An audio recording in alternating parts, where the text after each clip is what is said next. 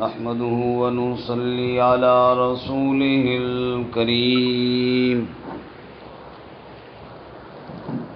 أما بعد فأعوذ بالله من الشيطان الرجيم بسم الله الرحمن الرحيم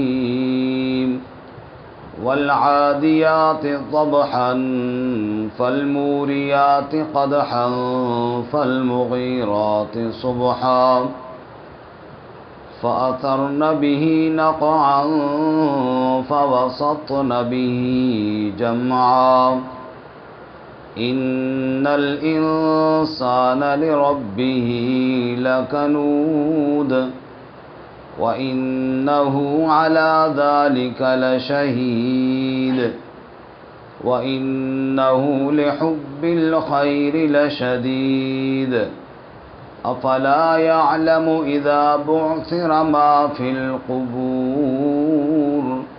وحصل ما في الصدور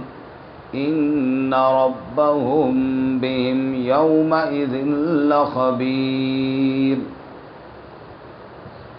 والعادیات ضبحا قسم ہے ان گھوڑوں کی جو دوڑتے ہیں ہانپتے ہوئے فالموریات قدحا پس اڑاتے ہیں چنگاریاں فالمغیرات صبحا پس غارت گری کرتے ہیں صبح صبح فأثرن به نقعا پس اڑاتے ہیں اس کے ذریعے گرد و غبار فوسطن به جمعا پس گھس جاتے ہیں جماعتوں کے درمیان ان الانسان لربه لکنود بے شک انسان اپنے رب کے لیے یقیناً ناشکرا ہے وَإِنَّهُ عَلَى ذَلِكَ لَشَهِيدٌ اور بے شک وہ اس پر گواہ ہے وَإِنَّهُ لِحُبِّ الْخَيْرِ لَشَدِيدٌ اور بے شک وہ مال کی محبت میں بڑا سخت ہے افلا يعلم اذا بعثر ما في القبور کیا پس وہ جانتا نہیں ہے کہ جب اکھیڑ دیا جائے گا جو قبروں میں ہے وحصل ما في الصدور اور ظاہر کر دیا جائے گا جو سینوں میں ہے ان ربهم بهم یومئذ لخبیر بے شک ان کا رب ان کے ساتھ اس دن خبر رکھنے والا ہے سبحان ربک رب العزت عما یصفون وسلام علی المرسلین والحمد للہ رب العالمین اللهم صل على سيدنا ومولانا محمد وعلى آل سيدنا ومولانا محمد وعلى آله وأصحابه أجمعين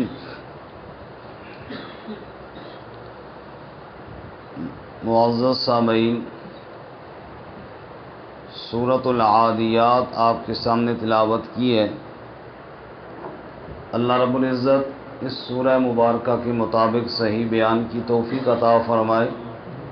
اور ہمیں قرآن و سنت پر عمل کرنے کی توفیق عطا فرمائے۔ آج کے سبق میں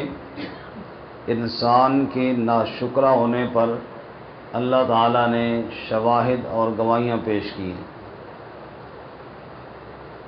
گزشتہ سبق میں ہم نے پڑھا قیامت کا زلزلہ قریب ہے اور وہ اپنی خبریں بیان کرے گی، اور جو نیکی کرے گا ذرا بھر وہ بھی سامنے ہوگی اور جو برائی کرے گا وہ بھی سامنے دیکھ لے گا۔ چاہیے تو یہ کہ انسان کو ہر وقت اپنے اللہ کا شکر ادا کرنا چاہیے، لیکن انسان اپنے رب کا ناشکرا ہے۔ اس پر گواہی اور شاہد کے طور پہ اللہ تعالیٰ نے گھوڑوں کی مثال دی ہے۔ فرمایا جس طرح گھوڑے ہانپتے ہوئے دوڑتے ہیں اور پتھروں پر اپنے کھر اور سمے مار کر چنگاریاں اڑاتے ہیں،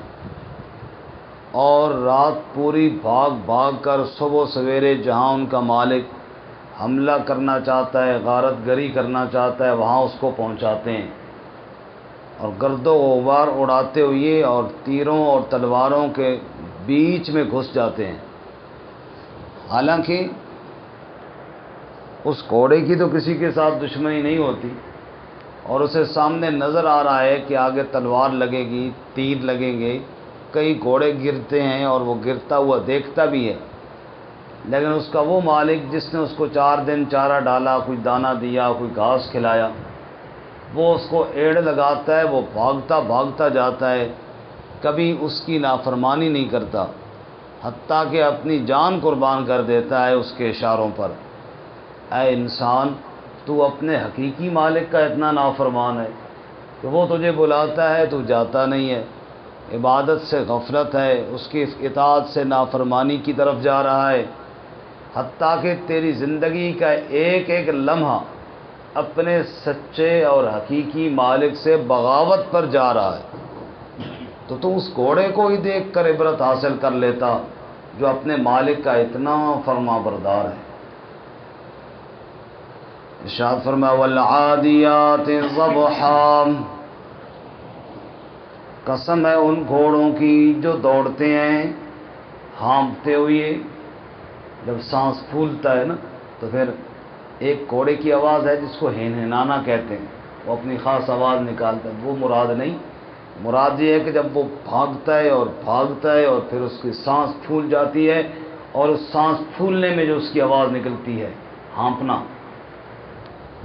فرمایا فالموریات قدحا، چنگاریاں اڑاتا ہوا جاتا ہے، فالمغیرات صبحا، غارت گری کرتا ہے صبح صبح کرنے والے۔ یہ جو عرب کے لوگ تھے ان میں صبح سویرے سویرے حملہ کرنا اس کا بڑا رواج تھا۔ اس کی وجہ یہ ہے کہ یہ غفلت کا ٹائم ہوتا ہے۔ وہ آدمی جو مریض ہو، جس کو رات بھر نیند نہ آتی ہو، فجر سے تھوڑا پہلے اس کو بھی آ جاتی ہے۔ یہ جو فجر کی اذان کا وقت ہے، اس ٹائم رسول اللہ صلی اللہ علیہ وسلم نے جو جہاد میں ترتیب رکھی نماز فجر کے بعد، عرب کے لوگ تو نماز والی بات تو ان میں اتنی تھی کوئی نہ، لیکن اس سے پہلے اگر کسی کے یہاں حملہ کرنا ہوتا تو بالکل فجر کی اذان کے وقت، یعنی یہ ٹائم ہوتا ان کا حملہ کرنے کا، جبکہ رسول اللہ صلی اللہ علیہ وسلم نے فجر کی نماز پڑھنے کے بعد حملے کی ترتیب رکھی ہے اور مقابلے اور جہاد کے لیے روانہ ہوتے تھے۔ جیسا کہ ہمارے گزشتہ ہماری فوج نے بھی ایسا کیا فجر کی نماز کے بعد، یہی سیرت سے ثابت ہے اور یہی سنت سے ثابت ہے۔ بہرحال غارت گری کرنا کہتا ہے لوٹ مار کرنے کو، چونکہ عرب کے اندر اس وقت اسلام سے پہلے جہاد تھوڑا ہی ہوتا تھا، لوٹ ماری ہوتی تھی، تو راتوں رات گھوڑے کو بھگاتے اور بھگاتے، اور صبح سویرے سویرے جہاں لوٹ مار کرنی ہوتی، جہاں بھی قتل و غارت کرنی ہوتی، جو بھی کرنا ہوتا، وہاں مقصود پر پہنچ جاتے۔ اللہ کہتا ہے گھوڑا تیرا کتنا فرما بردار ہے، تو حکم دیتا ہے یہ ہانپتا ہوا جاتا ہے، چنگاریاں اڑاتا ہوا جاتا ہے، صبح صبح وہاں پہنچاتا ہے جہاں تو نے جانا ہوتا ہے، فَأَثَرْنَ بِهِ نَقْعًا، گرد و غبار اڑاتا ہوا جاتا ہے، فَوَسَّطْنَ بِهِ جَمْعًا، پھر جماعت میں اور لشکر میں گھس جاتا ہے جہاں اس کا مالک اس کو حکم دیتا ہے۔ چونکہ پہلے مقابلے اس طرح تو ہوتے نہیں تھے کہ بندہ گھر لیٹا ہے اور جناب ادھر سے بٹن مار کے حملہ کیا جیسے آج کل ہو رہے ہیں۔ اس وقت تو سیدھا سادہ مقابلہ ہوتا تھا، صفیں باندھی ہوتی تھی، آمنے سامنے مقابلہ ہوتا، جو لڑنے والا ہے سامنے آئے تو فوسطنا بھی جمعا، اس سامنے کی جماعت اور لشکر کی صفوں میں گھوڑا گھس جاتا تھا۔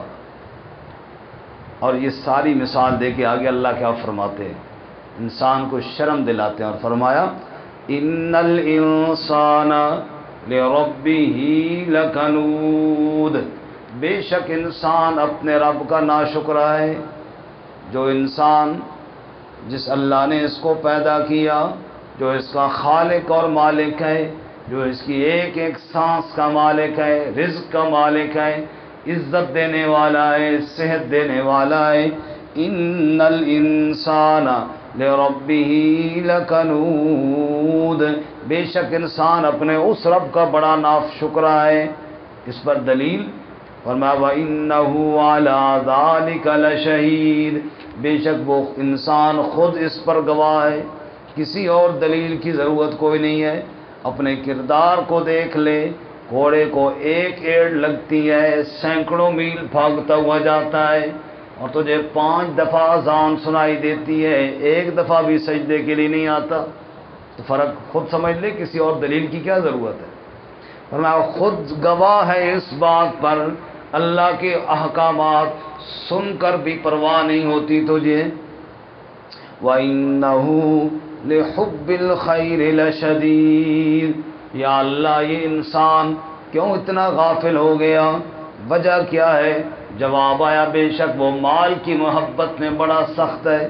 دنیا کی محبت دل میں آئی، اللہ کی محبت دل سے نکلی، دنیا کی لالچ اس کے دل میں آئی، دنیا کی محبت نے اس کو اتنا غافل کر دیا ہے کہ اللہ کے احکامات سے بے خبر ہے۔ افلا یعلم اذا بعثر ما فی القبور، کیا وہ جانتا نہیں ہے اس منظر کو کہ جب قبریں اکھیڑ دی جائیں گی، ایک وقت آنے والا ہے قبروں سے اس کو نکالا جائے گا، اور قیامت کا دن آئے گا۔ وَحُصِّلَ مَا فِي الصُّدُورِ، اور جو سینے میں ہے اس کو ظاہر کر دیا جائے گا۔ صرف ظاہری اعمال ہی نہیں پیش ہوں گے کیا کرتا رہے، بلکہ سینے کے راز بھی کھولے جائیں گے۔ سینے کے راز کھولنے کا مطلب یہ ہے کہ انسان کے وہ ارادے اور وہ نیکیاں جو اس کے ارادوں میں چھپی ہوئی تھی، بہت سارے نیک کام ایسے ہیں جو انسان کرنا چاہتا ہے لیکن حالات نہیں ہیں، وسائل نہیں ہیں، چاہتا ہے کہ میں عمرے کروں، چاہتا ہے کہ میں حج کروں، چاہتا ہے کہ میں خیرات کروں، چاہتا ہے غریب و مسکینوں کی مدد کروں، لیکن اس کے پاس وسائل نہیں ہیں، یہ ارادے اس کے سینے میں دفن ہو گئے ہیں۔ اللہ فرماتے ہیں قیامت کے دن وَحُصِّلَ مَا فِي الصُّدُورِ، اس کے سینوں کے ارادے بھی ظاہر کر دیے جائیں گے، اس پر بھی اللہ نیکی عطا فرمائیں گے۔ اسی طرح بعض دفعہ عمل بہت اونچا کیا لیکن سینے میں ارادہ غلط تھا، بظاہر تو حج کیا لیکن نیت دکھلاوے کی تھی، بظاہر خیرات کی لیکن نیت ریاکاری کی تھی، تو وَحُصِّلَ مَا فِي الصُّدُورِ، سینے کی باتیں ظاہر کی جائیں گی، اس کے ظاہری عمل کو نہ دیکھو، اس کے سینے کے اندر تو یہ غم چھپا ہوا تھا، اس لیے سینے کے اندر اگر اچھائی تھی اس کو بھی ظاہر کیا جائے گا اور بدلہ دیا جائے گا، اور اگر سینے کے اندر شرک، ریاکاری، منافقت تھی اس کو بھی ظاہر کر کے سزا دی جائے گی۔ تو صرف ظاہری اعمال ہی کو قیامت کے دن میزان میں نہیں تولا جائے گا، بلکہ نیت اور ارادے کو بھی تولا جائے گا، اور وہ اصل ہے جیسا کہ رسول اللہ صلی اللہ علیہ وسلم نے فرمایا انما الاعمال بالنیات، اعمال کا دار و مدار نیتوں پر ہے، جب نیت درست نہیں تو سارا عمل ضائع۔ یہ پچھلی صورت پچھلے صفحے پہ اگر آپ دیکھیں آیت نمبر 5 میں ہے وَمَا أُمِرُوا إِلَّا لِيَعْبُدُوا اللَّهَ مُخْلِصِينَ لَهُ الدِّينَ، ہم نے حکم یہی دیا تھا کہ خالص اللہ کی عبادت کرنی ہے، خالص عبادت نہ ہو تو خالص عبادت تو نیت سے ہوتی ہے، اگر نیت خالص نہیں چاہے کتنا اونچا عمل کیوں نہ ہو سب ضائع ہے۔ رسول اللہ صلی اللہ علیہ وسلم نے فرمایا من صلی یرائی فقط اشرک، جس نے ریاکاری سے نماز پڑھی اس نے بھی شرک کیا ہے۔ نماز صرف کس کے لیے پڑھنی ہے جی؟ اس لیے فرمایا وَحُصِّلَ مَا فِي الصُّدُورِ، حاصل کیا جائے گا جو سینوں میں ہے، یعنی سینوں کی بات نکالی جائے گی۔ إِنَّ رَبَّهُمْ بِهِمْ يَوْمَئِذٍ لَخَبِيرٌ، سوال پیدا ہوتا ہے سینوں کی باتیں کون جانتا ہے جی؟ فرمایا رب تمہارا جانتا ہے۔ کون جانتا ہے؟ بولو سارے۔ ان ربہم، بے شک ان کا رب، بہم ان کے ساتھ، یومئذ لخبیر، اس دن یقیناً خبر رکھنے والا ہے۔ شاید کسی کو تو تیرے سینے کی نیت اور ارادے کا پتہ ہو یا نہ ہو، لیکن تیرے رب کو تو ضرور۔ اس لیے اللہ تعالیٰ سینوں کے راز بھی باہر نکالیں گے۔ اللہ تعالیٰ اس دن کی ذلت سے ہمیں محفوظ فرمائے اور اخلاص نصیب فرمائے۔ ترجمہ دوبارہ سنیں۔ فرمایا والعادیات ضبحا، قسم ہے ان گھوڑوں کی جو دوڑنے والے ہیں ہانپ کر، فالموریات قدحا، پس ان کی جو اڑانے والے ہیں چنگاریاں، فالمغیرات صبحا، پس غارت گری کرنے والے ہیں صبح صبح، فاثرن بہ نقعا، پس اڑاتے ہیں اس کے ذریعے گرد، فوسطن بہ جمعا، پس گھس جاتے ہیں جماعتوں میں، ان الانسان لربہ لکنود، بے شک انسان اپنے رب کے لیے ناشکرا ہے، وَإِنَّهُ عَلَى ذَلِكَ لَشَهِيدٌ، اور بے شک وہ اس پر گواہ ہے، وَإِنَّهُ لِحُبِّ الْخَيْرِ لَشَدِيدٌ، اور بے شک وہ مال کی محبت میں بڑا سخت ہے، افلا يعلم اذا بعثر ما في القبور، کیا پس وہ جانتا نہیں ہے جب اکھیڑ دیا جائے گا جو کچھ قبروں میں ہے، وحصل ما في الصدور، اور ظاہر کیا جائے گا جو سینوں میں ہے، ان ربهم بهم يومئذ لخبیر، بے شک ان کا رب ان کے ساتھ اس